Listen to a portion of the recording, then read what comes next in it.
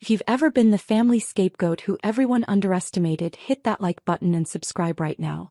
You're not going to want to miss what happened next.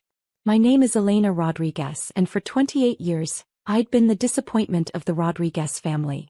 Not because I'd failed at anything, but because I hadn't succeeded in the ways my family understood.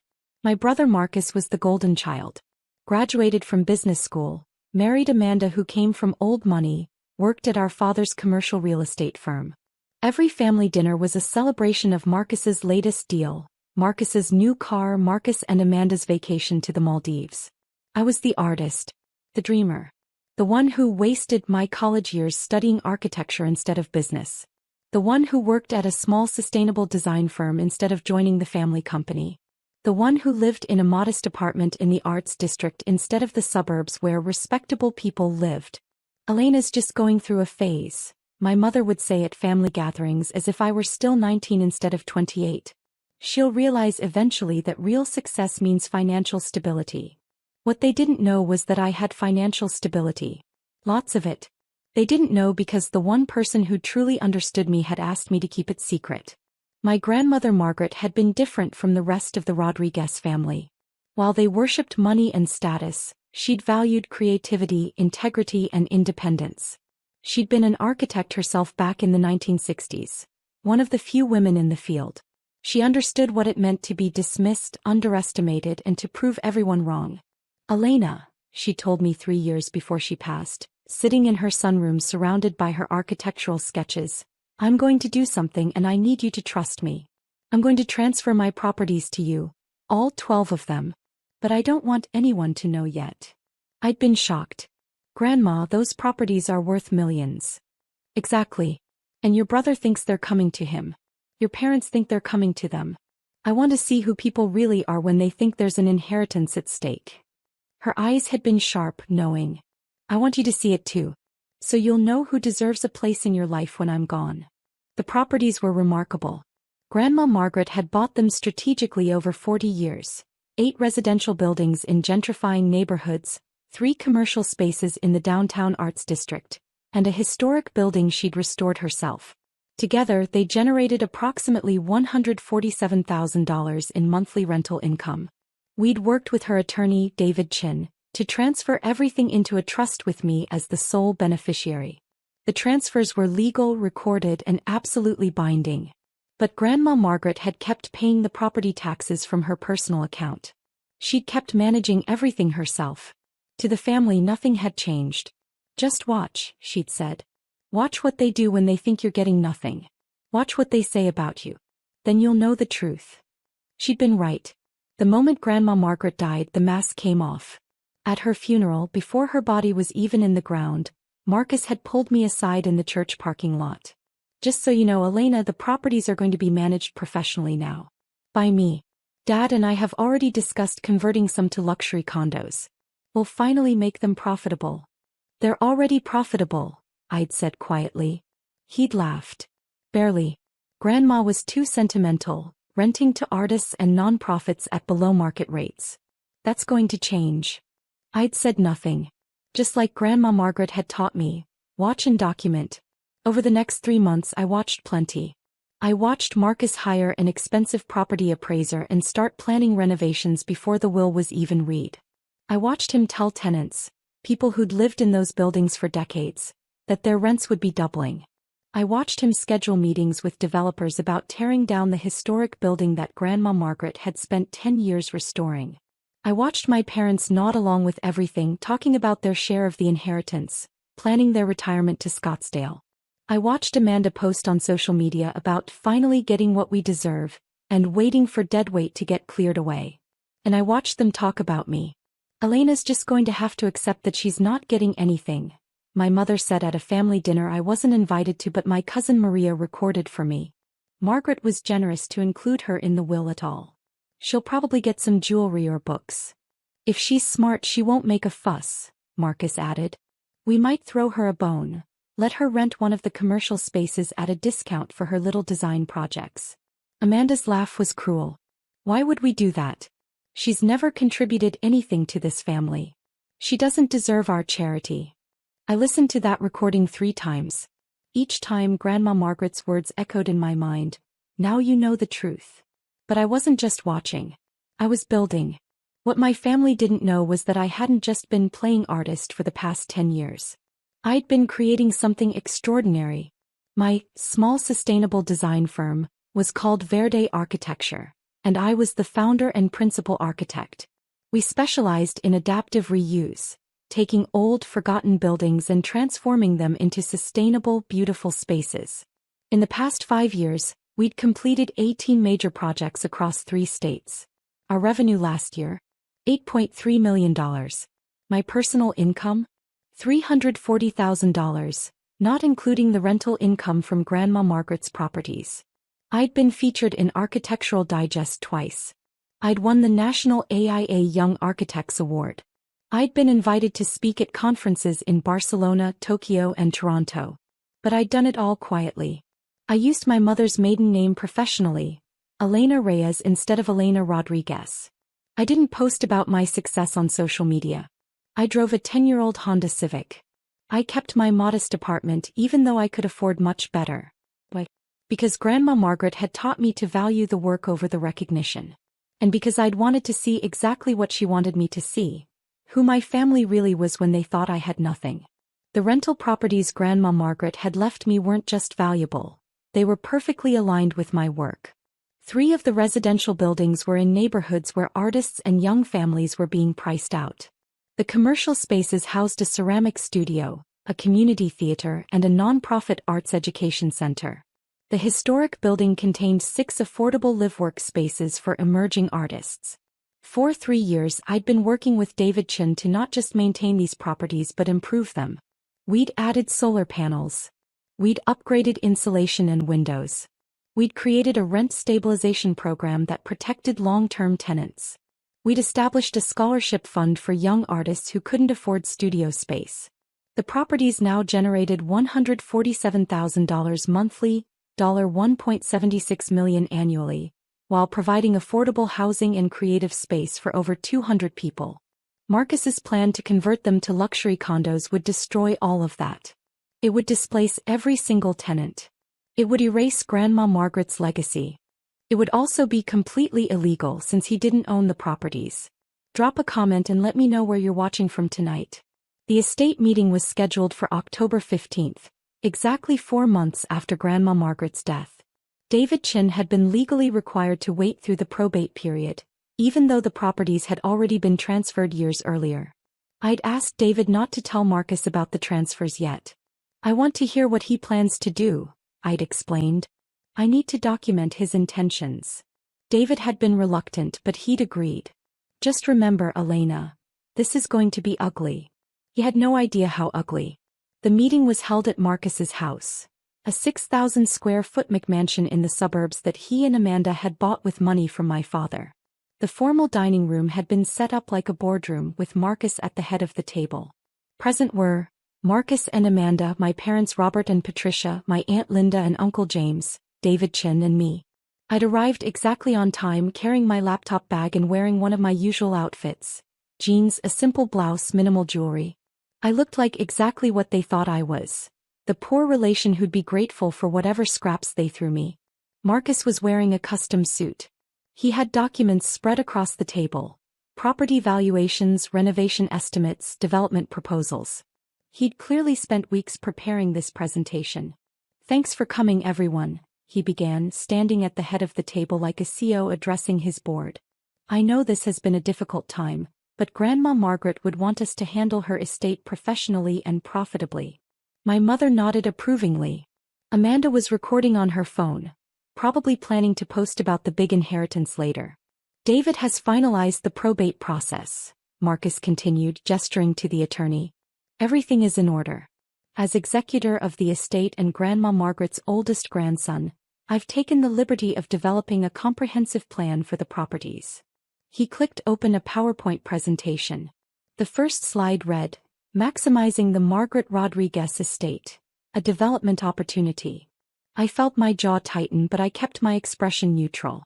I opened my laptop, appearing to take notes. Actually, I was recording everything, audio and video, through a discrete camera in my laptop bag. Marcus walked through his plan. Convert 8 residential buildings to luxury condos. Evict all current tenants. Sell the commercial spaces to a developer who wanted to build a boutique hotel. Demolish the historic building and sell the land. Projected profit, $43 million. Of course, Marcus said, smiling around the table. This will be split among the family members named in the will. Dad and Mom will receive 40%. Linda and James 20%. I'll retain 30% as executor and project manager and... He paused, looking at me with something between pity and contempt. Elena, Grandma left you her jewelry collection and her architectural books. We've had them appraised at approximately $15,000. You'll receive that in cash, since we assumed you wouldn't have space for the physical items in your apartment. The room was silent. Everyone was watching me, waiting to see if I'd cry or protest or beg for more. I smiled and closed my laptop. That's very generous, I said quietly. Can I ask a question? Marcus looked surprised that I wasn't fighting. Of course. These tenants you're planning to evict, have you notified them yet? No, but we'll begin the process next week. 60 days notice, everything legal. And the historic building, you're planning to demolish it? It's not profitable, Elena. Sentiment doesn't pay the bills. I nodded slowly. I see. And you've verified that you have legal authority to do all this. Marcus's smile became condescending. I'm the executor of the estate, Elena. I have complete authority. David, I said, turning to the attorney, is that accurate? David Chin cleared his throat. He looked uncomfortable but professional. Actually, Marcus, I need to clarify something important. The preparation for this moment had taken 3 years. 3 years of watching, documenting, and building an ironclad case. Let me tell you what I'd been doing while Marcus planned his luxury condos. First, I'd worked with David Chin to ensure every aspect of the property transfer was legally bulletproof. We had original transfer documents signed by Grandma Margaret and witnessed by 3 independent parties. Recorded deeds at the county recorder's office, time-stamped and certified. Trust documents establishing me as sole beneficiary. Property tax records showing continuous ownership. Title insurance policies in my name. Bank accounts in my name receiving all rental deposits. Second, I documented everything Marcus had done since Grandma Margaret's death. Emails to tenants threatening rent increases and evictions. Contracts he'd signed with developers, using forged authorization. Money he'd spent from the estate account on preliminary planning, $47,000 so far. Conversations where he'd explicitly stated his plans to get rid of the deadweight tenants. His social media posts about the inheritance. Text messages between him and Amanda discussing how much they'd profit. Third, I'd hired my own investigator, a former FBI forensic accountant named Margaret Wu. She discovered that Marcus had been doing more than just planning. He'd taken unauthorized loans using the properties as collateral, $230,000. He'd collected rent payments over the past 4 months and deposited them in his personal account, $588,000. He'd filed fraudulent tax documents claiming ownership of the properties. He'd signed contracts with developers that included $150,000 in consultation fees, paid directly to him. Total amount Marcus had stolen or committed to spending, $1,015,000. All of this was documented in a 147-page investigative report with bank statements, forged documents, and email evidence. Margaret Wu had also identified potential federal charges: wire fraud, identity theft, and filing false tax documents. Fourth, I'd protected the tenants. I'd quietly visited each property, introduced myself as the actual owner, and assured them their leases were safe. I'd had David Chin send formal letters guaranteeing their tenancy rights. Several tenants, including the nonprofit director and a retired couple who'd lived in one building for 30 years, had provided sworn affidavits about Marcus's threats. Finally, I'd prepared for the emotional impact. I'd worked with my therapist to ensure I could stay calm during the confrontation. I'd practiced my statements. I'd anticipated every possible response and prepared for it. Grandma Margaret had taught me that revenge wasn't about anger. It was about precision. Hit that subscribe button if you've ever had to set boundaries with toxic family, because what happened next changed everything. David Chen's throat-clearing silenced the room. Marcus, he said carefully, You are the executor of Margaret Rodriguez's will. That's correct. But that role doesn't give you authority over these properties. Marcus frowned. What are you talking about?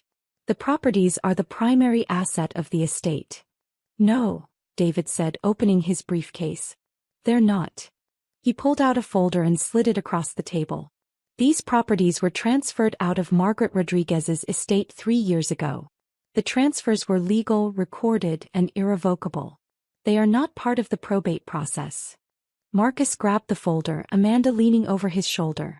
I watched the color drain from his face as he flipped through page after page of transfer documents, recorded deeds and trust papers. This is... He sputtered. This can't be legal. She didn't have the mental capacity. She absolutely did, David interrupted. She was evaluated by 2 independent physicians before the transfers. Both confirmed full mental capacity. Their reports are in that folder. My father stood up, his face reddening. Who did she transfer them to? Linda?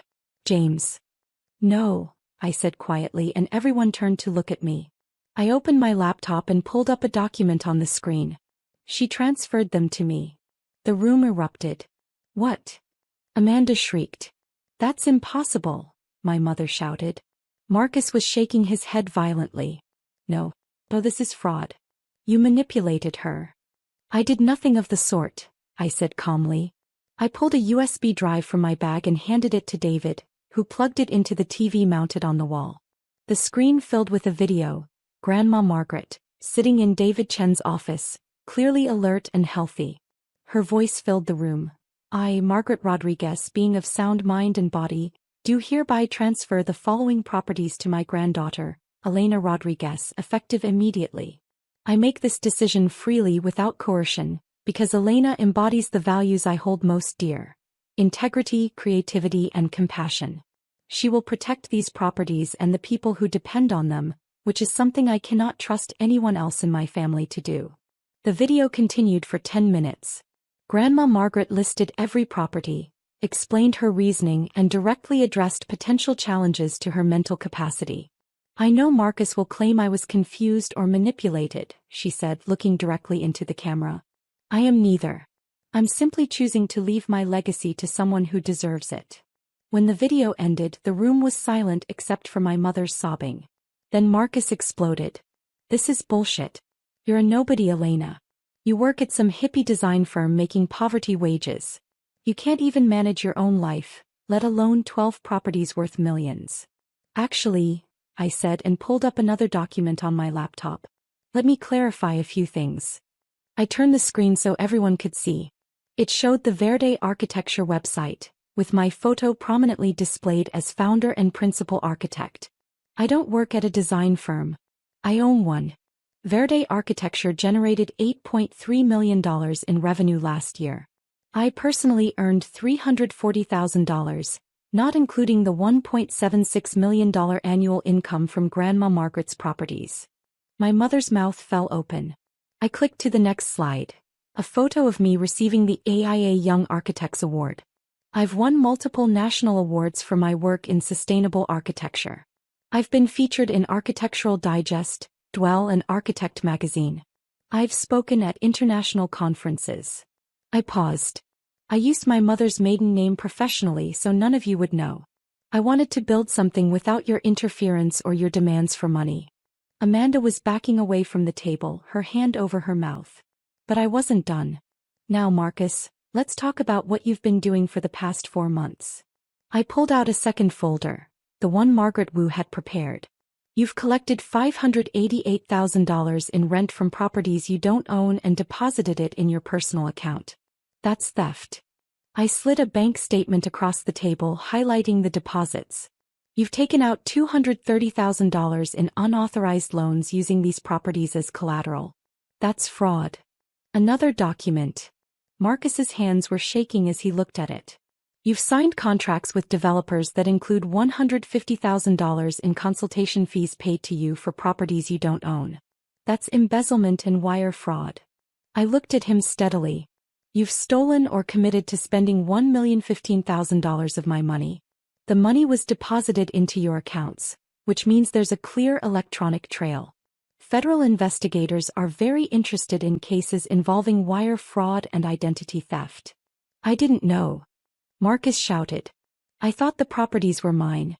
I thought. You thought wrong, I said. And even if you had owned them, collecting rent before probate was complete would still be illegal.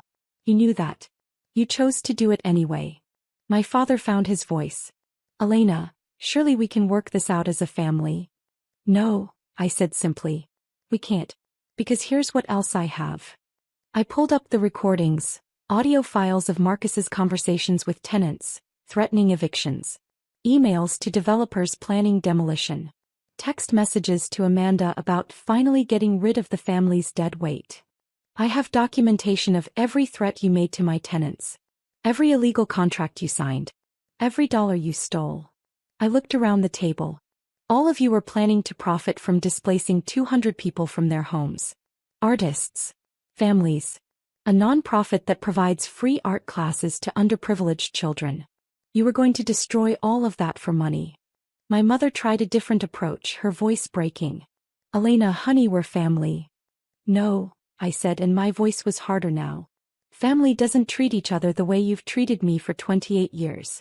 Family doesn't call each other deadweight. Family doesn't laugh about throwing bones to the family failure. I played the recording from the dinner I hadn't been invited to. My mother's voice filled the room. Elena's just going to have to accept that she's not getting anything. Amanda's voice. She's never contributed anything to this family. She doesn't deserve our charity. I watched my mother's face crumble as she heard her own words played back. This is who you are, I said quietly. This is who you've always been. Grandma Margaret knew it. That's why she gave everything to me. Not because I manipulated her, but because she trusted me to do what she would have done. Protect the people who need protecting. At that moment there was a knock on the door. David Chin stood. That will be the federal agents. Marcus, I should inform you that the U.S. Attorney's Office has been investigating your financial activities for the past 6 weeks. Elena provided them with the evidence. 2 FBI agents entered, badges displayed. Behind them were 2 SEC investigators.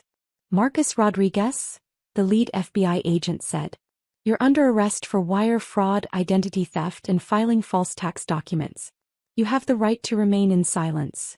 Amanda started screaming. My mother collapsed into her chair. My father just stared at me, shock and disbelief on his face. As they handcuffed Marcus, he looked at me with pure hatred. You destroyed me, he hissed. No, I said. You destroyed yourself. You just assumed I'd never fight back. The agents led Marcus out. Amanda ran after them, sobbing. The room fell into chaos. My mother crying, my father shouting at David Chin, my aunt and uncle sitting in stunned silence. I calmly packed my laptop into my bag. Elena, my father said, his voice dangerous. You're making a mistake.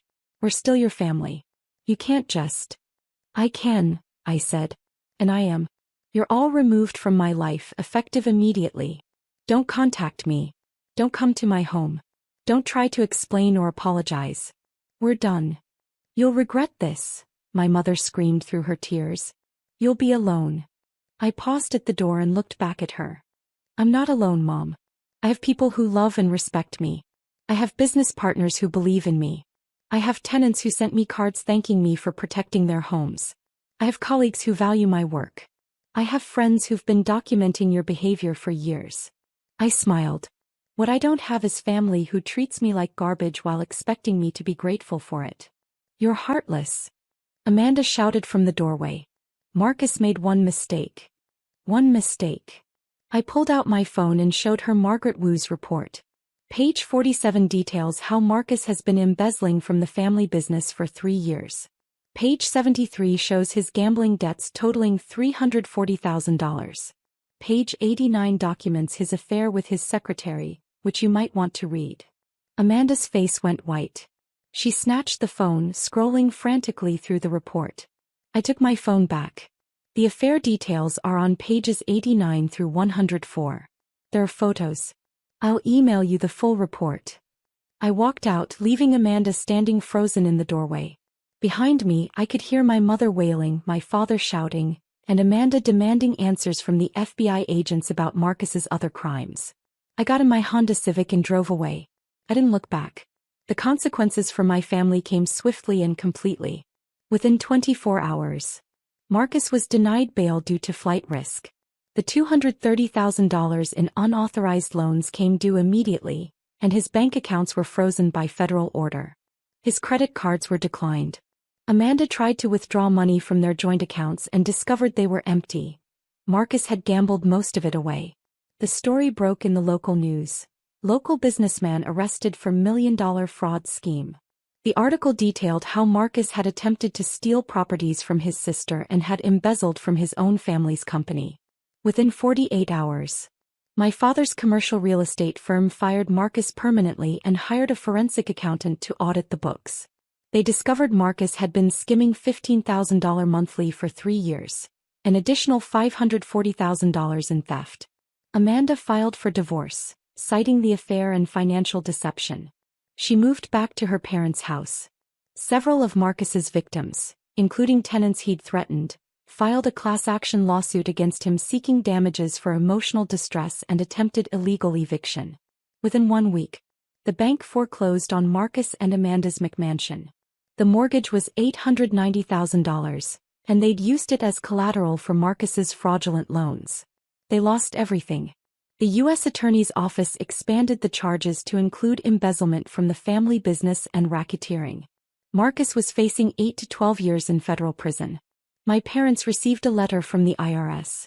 Marcus's fraudulent tax filings had listed them as co-beneficiaries of the stolen property income, making them potentially liable for tax fraud. They had to hire an expensive attorney to prove they weren't involved. My mother had a nervous breakdown and was hospitalized for 3 days. When she was released, she left my father and moved in with her sister in Florida. Within 30 days, Marcus pled guilty to avoid trial. He was sentenced to 10 years in federal prison with a requirement to pay full restitution. $1,555,000 to me, $540,000 to the family business, and $150,000 to defrauded investors. Amanda's divorce was finalized. She received nothing. The prenup she'd insisted on protected Marcus's assets, but there were no assets left to protect. My father's business nearly collapsed. Clients left in droves, not wanting to be associated with a firm whose manager had been convicted of fraud. He had to sell the business at a massive loss and declare personal bankruptcy. 3 months later, Marcus was in federal prison in Pennsylvania. Amanda was working as a receptionist at a dental office, living in a studio apartment. My father was working as a consultant, making a fraction of his former income. My mother refused to speak to him. My Aunt Linda called me once, asking if I'd help pay for my father's legal bills. I declined. 6 months later, I received a letter from Marcus in prison. It was 6 pages of excuses, blame, and eventual pleading. He claimed he'd been under financial pressure, that Amanda had expensive taste, that Dad had put too much pressure on him to succeed, that I should forgive him because we were blood. I threw it away without finishing it. While my family's world collapsed, mine flourished. I maintained Grandma Margaret's properties exactly as she would have wanted. I kept the affordable rents. I improved the buildings with sustainable upgrades. I started a grant program offering free studio space to emerging artists for their first 2 years. The historic building that Marcus wanted to demolish? I turned it into the Margaret Rodriguez Center for the Arts, a mixed-use space with affordable artist studios, a gallery, and a community workshop. We held the grand opening on what would have been Grandma Margaret's 80th birthday. Verde Architecture expanded. We hired 5 new architects and opened a second office. Our revenue this year will exceed $12 million. I've been invited to serve on the board of the National Trust for Historic Preservation. I also built my chosen family. My business partner, James, who'd believed in me when I was just a junior architect with big dreams, became like a brother to me. My best friend Maria, who'd been documenting my family's cruelty for years, stood by me through everything. My mentor, Professor Chin, no relation to David, who taught me that architecture was about people, not just buildings, continued to guide me. And I met someone, an environmental engineer named Daniel, who understood that success wasn't about money or status, but about doing meaningful work. We got engaged last month. He proposed in the community garden we'd built together behind one of the residential buildings. My tenants threw us an engagement party. Over 200 people came, artists, families, nonprofit workers, business owners.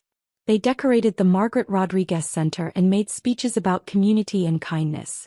My biological family wasn't invited. I think about Grandma Margaret often. She'd wanted me to see the truth and I had. But she'd also taught me something more important. That family isn't about blood. It's about who shows up for you, who believes in you, who protects what you value instead of trying to exploit it. The properties she left me weren't just real estate. They were a test, a lesson, and a gift. The test showed me who my family really was. The lesson taught me to value myself. The gift gave me the resources to build something beautiful. A year after the confrontation, I received one more letter. This one from my mother. She apologized. She said she'd been wrong, that she'd let status and money corrupt her values, that she wanted to rebuild our relationship. I considered it carefully. I talked to my therapist. I discussed it with Daniel and Maria and James. Then I wrote back, I accept your apology, but I'm not interested in rebuilding a relationship. You taught me that family bonds aren't sacred, they're earned. You didn't earn them. I hope you find peace, but you'll find it without me. I meant it. Sometimes people ask if I regret how things turned out. If I wish I'd handled it differently. If I feel guilty about Marcus being in prison or my parents' business failing. I don't. They made their choices. They chose greed over integrity. They chose status over kindness. They chose to exploit and dismiss me, and when that backfired, they chose to blame me instead of taking responsibility. I chose differently. I chose to protect what mattered. I chose to build instead of destroy. I chose the people who deserved my loyalty. Grandma Margaret was right about everything. She knew exactly what would happen and she trusted me to handle it. I wake up every morning in a home I designed myself, next to a man who loves me for who I am, knowing that my work provides housing and opportunities for hundreds of people. I manage properties that honor my grandmother's legacy. I run a business that creates beautiful, sustainable spaces. My brother wakes up in a federal prison cell, serving 10 years for crimes he committed out of greed and entitlement. That's not revenge. That's just consequences. And consequences, as Grandma Margaret would say, are the best teacher of all. If you've ever had to walk away from toxic family to save yourself, tell me your story in the comments. What would you have done in my situation? Does any of this feel familiar? Because if you've been there, if you've ever been dismissed, exploited, or underestimated by the people who were supposed to love you unconditionally, I want you to know something important. You're not alone. You deserve better. And sometimes the family you build is stronger than the family you're born into. Grandma Margaret taught me that. And now I'm teaching it to every young person who rents studio space at the Margaret Rodriguez Center, every family living affordably in her buildings, every artist who gets a chance because someone believed in them. That's the legacy she left me.